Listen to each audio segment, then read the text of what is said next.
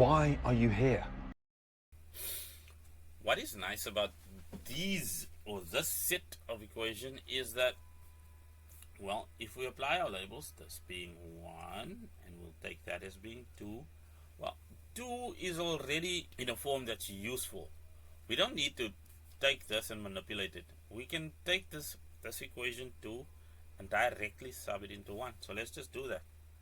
So we start at this instruction where we say sub 2 into 1. So sub equation 2 into equation 1.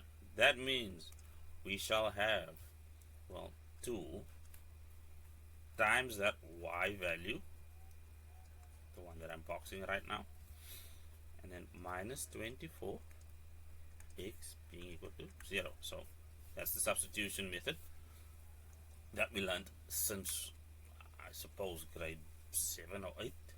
Okay, so don't mess around with the form. Just take that value and substitute, literally replace the y with the thing.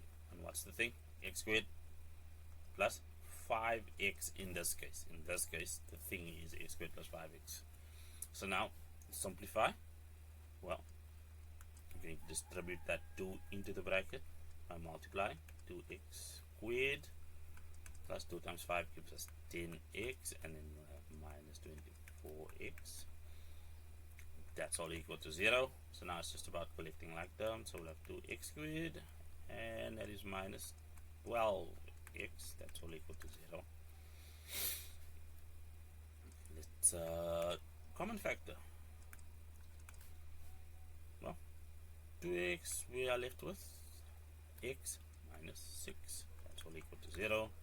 Thusly, x is equal to 0, or x is equal to 6. Well, then using equation number 2 over here, well, subbing in the 0, that means y is equal to 0. And then if we use the value 6, well, that'll just become x squared is 36 plus, well, 5 times 6 gives us 30, so that'll be 66, and that'll be the value of y. Y is equal to 66. Hopefully that tracks for everyone. Always check my work. Never assume that I'm perfect. What?